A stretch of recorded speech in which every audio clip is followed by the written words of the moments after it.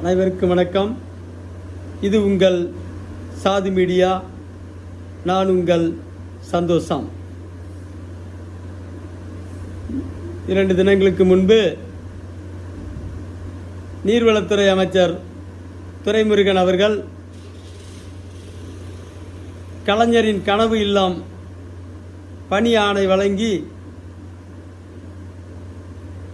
பேசுகிற போது ₹1 கூட தரக்கூடாது, லஞ்சம் தரக்கூடாது என்று பேசியிருக்கிறார். இது சூழல் எப்படி இருக்கும்? லஞ்சம் தராமல் தமிழ்நாட்டில் நடக்குமா? அதிகாரியிடம் போய் இது மாதிரி துரைமுருகன் சொல்லிவிட்டார், ₹1 கூட தரக்கூடாது என்று, நான் தரமாட்டேன் என்று சொன்னால் என்ன ஆகும்? இவனுக்கு வீடு கிடைக்காது. கொஞ்சம் நல்ல மனிதனாக இருந்தால் அவன் சொல்லி விடுவான், கொஞ்சம் வெள்ளந்தியாக இருந்தால். அதோ துரைமுருகனை பார், அவர் பட்டம் படிக்கிற காலத்தில் தேர்வு கட்டணம் கட்டுவதற்கே வழி இல்லாமல் அவர் தாயின் தாலியை அடகு வைத்து தேர்வு கட்டணம் கட்டியவர். இன்றைக்கு அவருடைய சொத்து மதிப்பு என்ன? அவர்கள் நடத்துகிற கல்லூரிகளின் எண்ணிக்கை எவ்வளவு? ஜெயலலிதாவிற்கு நிகராக அல்லதற்கு அதைவிட கூடுதலாக சொத்துக்களோடு இருப்பவர் தான் துரைமுருகன். அவர் ₹1 லஞ்சம் கொடுக்காத என்றால் எப்படி இருக்கும்? மொத்த ஆட்சியும் மொத்த அதிகாரிகளும் லஞ்ச ஊழல், ஊழலுக்காகவே திட்டம் போடுறவன் அரசியல்வாதி. போட்ட திட்டத்தில் ஒதுக்கின பணத்தை மொத்தமாக சுருட்டுறவன் அரசு அதிகாரி. இதுதான் நாட்டு நடப்பு. இல்லை ₹1 கொடுக்காம எப்படி கலைஞரின் கனவு இல்லம் கிடைக்கும்? பிரதமரின் வீடு கட்டும் திட்டத்தில் வீடு கிடைக்கும்? 2.77 இருக்கும்போதே ₹30,000 இல்லாமல் வீடு ஒதுக்கவே மாட்டான். அப்படியே ஒதுக்கினாலும் 3 பார்ட்டு பில்லு கொடுப்பான்.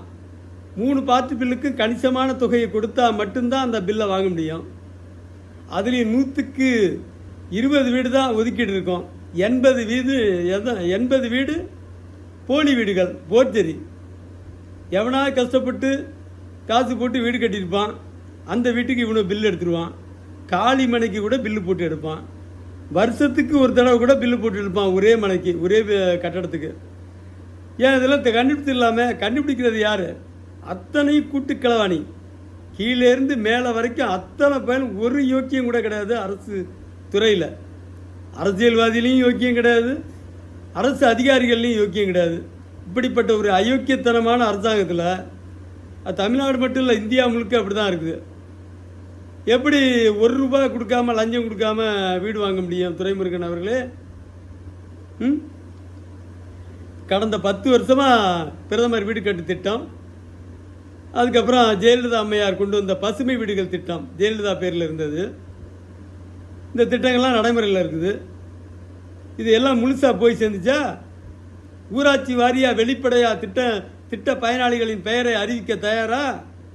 80% வீடுகள் போலி என்று நான் குற்றம் சாட்டுகிறேன். இவன் நினச்சிக்கிட்டு இருப்பான், பிஜேபிக்காரன் ஊரில் இருக்க பிரதமரும் அவர்களுடைய சகாக்களும் நினச்சிக்கிட்டு இருப்பான், ஊரில் கட்டிருக்க வீடெல்லாம் நம்ம காத்துல தான் கட்டிருக்கான்ட்டு. மக்கள் கட்டின வீட்டுக்கு இவனை பில்லு எடுத்துட்டான், திருட்டு பயல்க. அரசியல்வாதியும் அதிகாரிகளும் சேர்ந்து பில்லு எடுத்துட்டான். மக்கள் கட்டின வீட்டை இவன் படம் போட்டு பில் எடுத்துட்டான். கட்சி தொண்டருக்கு வாய்ப்பு கிடைக்குமா? நானும் நிறைய கட்சி தொண்டர்கள்ட்ட பேசினேன். எல்லாம் எவ்வளோ முட்டிக்காரனை போட்டு பார்த்துருக்கான், ஒன்றும் நடக்கலை. இப்போ இவனுக்கே நடக்கலைன்னா வேற யாருக்கு கொடுத்தான்? இவன்ட்ட முதல்ல அப்ளிகேஷன் மட்டும் வாங்கிப்பான், வருதுன்னு அலைய விட்டுட்டு இருப்பான். அவன் கையில் வச்சிருக்க பணத்தை போட்டு சரி இவனை பார்த்தா சரியாக வராதுன்னு வீட்டை கட்டிடுவான். வீட்டை கட்டினோம்னா அவன் பில்லு எடுத்துகிட்டு போடுவான். இவனுக்கு வீட்டுக்கு பில்லு கொடுத்தா நமக்கு தரலன்னு தான் நினச்சிட்டு இருப்பான்.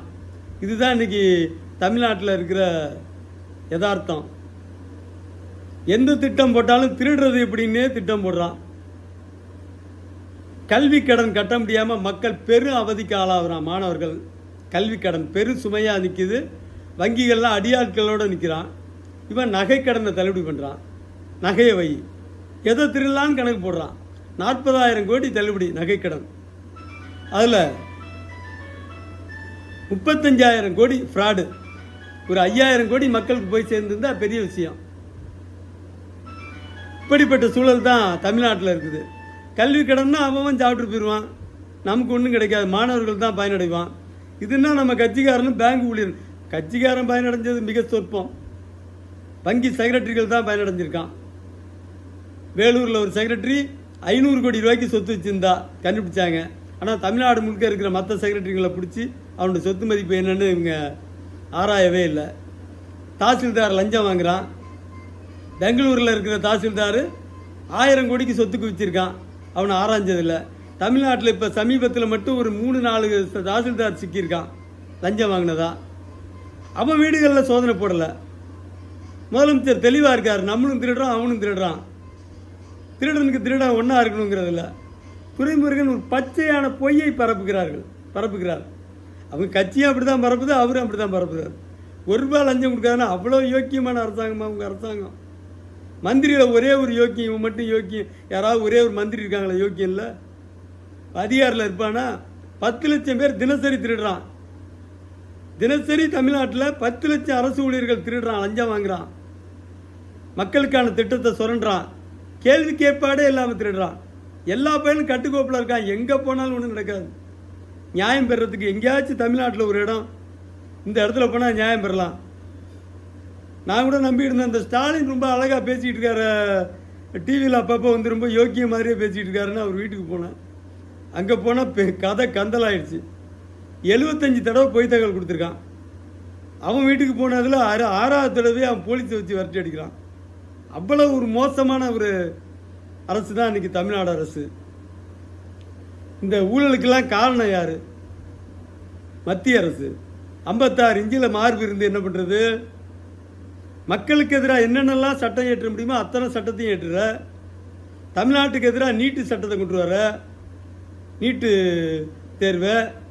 தேர்வை கொண்டு வந்து தமிழ்நாட்டில் கொண்டு இருக்கிற சீட்டெல்லாம் அபகரிக்கணும்னு நினைக்கிற. மருத்துவ சீட்டை சாமானியர்கள் பயனடைய முடியாத அளவுக்கு சூழ்நிலை கொண்டு வந்து விட்ட. 2 லட்சம் ரூபா கட்டினா தான் இந்த நீட்டு தேர்வை படிக்க முடியும், அதுக்கு மேலே தேர்றது வேறு கண்டிஷன். அப்படியே தேறி போனாலும் பணம் உள்ளவன் மட்டும்தான் அங்கே சீட்டு வாங்க முடியும். 100 மார்க் எடுத்தவன் 20 லட்சம் 30 லட்சம் கொடுத்து சீட்டு வாங்கிடுவான். அதிக மதிப்பெண் எடுத்தாலும் அந்த சீனியார்ட்டில் கிடைக்காம பின்னுக்கு போயிடுவான். இதான் இன்றைக்கி நீட்டு இருக்க சூழ்நிலை. இந்த துரைமுருகன் போன்றவர்கள் இப்படி ஒரு ₹1 லஞ்சம் கொடுக்காத இவன் சொல்கிறத பார்த்தோன்னா மக்கள்லாம் தொண்டெல்லாம், அது திமுக தொண்டனா கேட்கவே வேண்டாம், தெண்டத்துக்கு உழைக்கிறவன் தான் தொண்டன். அது திமுக தொண்டை படுமோசமான தெண்டத்துக்கு உழைக்கிறவன். ஒரு பழமொழி சொல்லுவாங்க ஊர்களில், அதுக்கு முன்னாடி துலுக்கன் துண்டத்துக்கு உழைச்சான், பாப்பான் பிண்டத்துக்கு உழைச்சான், தமிழன் தெண்டத்துக்கு உழைச்சான்னு சொல்லுவாங்க. அதிமுக தொண்டை தெண்டத்துக்கு உழைக்கிறான். எதுக்காக உழைக்கிறோம்? அப்படி ஏதாவது யோக்கியனா ஆட்சி தலைமை பொறுப்பில் இருக்கவன் எதை பற்றியும் கவலை இல்லை, அவனுக்கும் எந்த பயனும் இல்லை. அதுவும் வந்து ஆளுங்கட்சி திமுகன்னா திமுக தொண்டனுக்கு எந்த பயனும் கிடைக்காது. அவன் கரெக்டாக இருப்பான். இவனை கூப்பிட்டா காசு வாங்க முடியாது. யார்கிட்ட காசு வாங்கலாம்? அதிமுகனுக்கு ஒதுக்குனா கூட காசு வாங்கிடலாம். இவன்கிட்ட கேட்டோம்னா நானும் கட்சிக்காரன்பான், காசு கேட்டால் முறைப்பான். அப்புறம் நாளைக்கு தேர்தல் வேலை பார்க்க மாட்டான். ஏதோ தேர்தல் அன்றைக்கி ஏதாவது புளியோதரையும் கையில் ஒரு 500 ரூபாயும் கொடுத்தா வாங்கிட்டு ஓடிடுவான். அதனால் எந்த திட்டமும் திமுக தொண்டனுக்கு கிடைக்காது. இது யதார்த்தம். ₹1 லஞ்சம் வாங்காமங்கிற வார்த்தையை நிறுத்துங்க துரைமுருகன் அவர்களே. 1000 ஓவா திட்டம் மாணவர்களுக்கு. இங்கே கல்வி கட்டணம் 70,000 ரூபா. கடைநிலை கலைக்கல்லூரியில் சேர்றதுக்கு சென்னை மாதிரி நகரங்களில் கடைநிலை கலைக்கல்லூரி 70,000 ரூபா. கொஞ்சம் சுமாரான கல்லூரி 90,000. நல்ல கல்லூரிக்கு போகணும்னா 1.5 லட்சம் 2 லட்சம். அதுக்கு டொனேஷன் மட்டுமே 5 லட்சம் 10 லட்சம் வாங்குகிற கல்லூரிலாம் கலைக்கல்லூரிக்கு இருக்குது சென்னையில். பொறியியல் கல்லூரிக்கு 1.5 லட்சம் ரூபா கடைசி கடைநிலை கல்லூரி. இதில் 1000 ஓவா திட்டம். இதில் 1000 ஓவா கொடுக்குறாராம் மாணவர்களுக்கு. மாணவிகளுக்கு இடமே இல்லை. பிள்ளைங்களை படிக்க வைக்க முடியாதுங்கிற கட்டாய சூழல் ஏற்படுது. டிகிரி எப்படி படிப்பேன்? சென்னையில் இருக்கிற மகளிர் கல்லூரி மற்ற கல்லூரிகளை, பெரிய கல்லூரிகளை, அரசு உதவி பெறும் அரசு கல்லூரி அல்லது அரசு உதவி பெறும் கல்லூரிகளை தமிழ்நாடு முழுக்க இருக்கிற மாணவ மாணவிகள் அந்த மதிப்பெண் அடிப்படையில் கைப்பற்றிடுறான். இப்போ சென்னையில் இருக்கிற மாணவ மாணவிகள் எப்படி சேர முடியும்? காசு உள்ளவங்க மட்டும்தான் படிக்க முடியும். காசு இல்லாதவங்க கல்லூரி போக முடியாது. அதை ஒரு 4 கல்லூரியை கட்டுவோம்னு இல்லை. சென்னையில் இவ்வளோ 1.5 கோடி மக்கள் இருக்கான். சென்னை 3 மாநகராட்சி சேர்த்தா 1.5 கோடி மக்கள் இருக்கான். இதில் எவ்வளோ மாணவ மாணவிகள் இருக்காங்க? அரசு பள்ளிக்கூடங்கள் எத்தனை இருக்குது? இத்தனை பள்ளிக்கூடத்துலையும் படித்த மாணவ மாணவிகளுக்கு இடம் இருக்குதா? கலைக்கல்லூரியில் அல்லது பொறியியல் கல்லூரியில்? எதை பற்றியும் அவன் யோசிக்கிறதுக்கு முதலமைச்சரோ அல்லது அவருடைய அமைச்சர்களோ தயாராக இல்லை. அவன் எப்படிலாம் மக்களை ஏமாத்தலாங்கிறதுலே குறியாக இருக்கான். கலைக்கல்லூரி சேர்க்கறதுக்கு காசு உள்ளவன் தான் சேர்க்க முடியுங்கிற நிலையை கொண்டு வந்துட்டான். இதில் 1000 ஓவா திட்டம். தமிழ் புதல்வனா? எப்படா தமிழ் புதல்வனா ஆக முடியும்? காசு உள்ளவன் தான்டா தமிழ் புதல்வனா ஆகலாம். 70,000 ரூபா கட்டினா தான் சென்னையிலலாம் இப்போ கலைக்கல்லூரி, அது கடைநிலை கல்லூரி. அங்கே போனால் பேராசிரியராக இருக்க மாட்டான், பாடமே நடத்த மாட்டான். அவனாக படித்து பாஸ் பண்ணிட்டு போயிட்டு கொண்டு தான். மாட்டுக்கொட்டா சைஸில் ஒரு கல்லூரி கிளாஸு 40 மாணவர்களுக்கு கிட்டத்தட்ட ஒரு 30 லட்ச ரூபா வசூல் பண்ணுறான். ஒரு கிளாஸ் ரூமு 30 லட்சம் வசூல். பார்த்தீங்கன்னா வகுப்பே நடக்கலை பல கல்லூரிகளில், கடைநிலை கல்லூரிகளில். பெரிய தொகை கட்டின கல்லூரிகளில் தான் நடத்துகிறானோ எனக்கு தெரியல. பொறியியல் கல்லூரிகளே பாடம் நடத்தலை. பாடம் நடத்தாமலே, வருஷத்துக்கும் பாடம் நடத்தாமலே அவனு எல்லாம் நெட்டில் போட்டு விட்டு இணையதளத்தில் படிச்சுக்க, எக்ஸாம் எழுதிக்கன்னு போயிட்டுருக்கான். இதில் 1000 ஓவா திட்டம். 1 ரூபா லஞ்சம் கொடுக்காது என்று சொன்ன துரைமுருகன் சொல்வதில் உண்மை இல்லை. நீங்கள் லஞ்சம் கொடுக்காம போனால் உங்களுக்கு எந்த வாய்ப்பும் கிடைக்காது. அதுக்காக நான் லஞ்சம் கொடுன்னு சொன்னதாக அர்த்தம் இல்லை. இங்கே லஞ்சம் கொடுக்காம இந்தியாவில் எந்த இடத்துலையும் ஒன்றும் அசையாது. 30,000 ரூபா அதுக்கு முன்னாடி 2.77 லட்சம் ஒதுக்கீட்டுக்கே 30,000 ரூபா வாங்கிட்டு தான் சாங்ஷன் பண்ணுவான். அப்புறம் 3 டியூக்கும் தனித்தனியாக தொகை வாங்குவான். அது தொகை கொடுக்கலன்னா முழுசாக கிடைக்காது. அதுலேயும் 80% ஊழல், முழு லாட்டாக அடிச்சிருவான். அதை தடுக்கிறதுக்கு உனக்கு துணிச்சல் இருந்தால் என்ன செய்யணும்? ஊராட்சி வாரியாக அந்த கடந்த 10 வருஷத்தில் யாராருக்கெல்லாம் வீடு ஒதுக்கியிருக்க? பெயர் பட்டியலை அறிவிக்க தயாராக இருந்த அரசு. இத்தனைக்கு இவர்கள் 3 வருஷம் தான் ஆச்சு. அதுக்கு முன்னாடி 7 வருஷம். 7 வருஷம் அதிமுக ஆட்சி, ஜெயலலிதாவும் எடப்பாடியும் நடத்தின ஆட்சி. அந்த ஆட்சியில் நடந்த ஊழலையும் இவன் காட்டி கொடுக்க மாட்டான். ஏன்னா 2 கூட்டு களவாணிகள். நினைப்பான் மக்கள், திமுககாரன் வேற அதிமுககாரன் வேற, கிடையவே கிடையாது. 2 பேரும் கூட்டு களவாளி. நீ அடித்தது உனக்கு, நான் அடித்தது எனக்கு. ஒருத்தனுக்கு ஒருத்தன் காட்டியே கொடுக்க மாட்டான். எல்லா துறையும் ஊழலுங்கிறது 2 கட்சிக்கும் தெரியும். 2 கட்சி, முன்னாள் மந்திரி இன்னாள் மந்திரி 2 பேருக்கும் தெரியும். ஆனால் ஒருத்தனுக்கு ஒருத்தன் வாயே திறக்க மாட்டேங்கிறான் எந்த துறையில் எவ்வளோ ஊழல் நடக்குதுன்னு.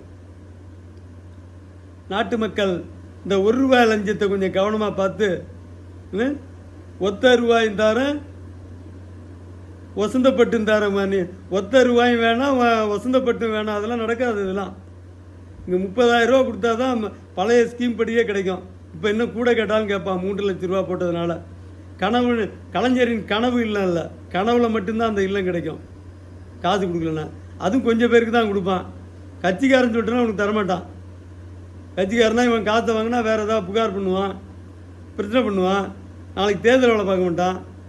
இவனுக்கு கொடுக்காம இவன் காற்றெல்லாம் சேர்த்து சாப்பிட்டு தேர்தல் அன்னைக்கு ஒரு 500 ரூபா பணமும் ஒரு புளியோதரையும் கொடுத்தா போதும். தொண்டன், தெண்டத்துக்கு உழைக்கிறவன் தொண்டன். அது திமுக தொண்டன் கேட்கவே வேண்டாம். புளியோதரை கொடுத்தா போதும், புளியோதரையும் ஒரு 500 ரூபாயும் கொடுத்தா போதும். அம்பாட்டுக்கு வேலை பார்ப்பான். நானும் அந்த கட்சியில் 30 வருஷம் வேலை பார்த்தவன். ஆனால் அப்போல்லாம் நாங்கள் கையிலேருந்து காசு செலவு பண்ணுவோம். இப்போ தொண்டனுக்கு அன்னைக்கும் தொண்டன் தெண்டத்துக்கு தான் உழைச்சான், இன்றைக்கும் தொண்டன் தெண்டத்துக்கு தான் உழைக்கிறான். நன்றி, வணக்கம்.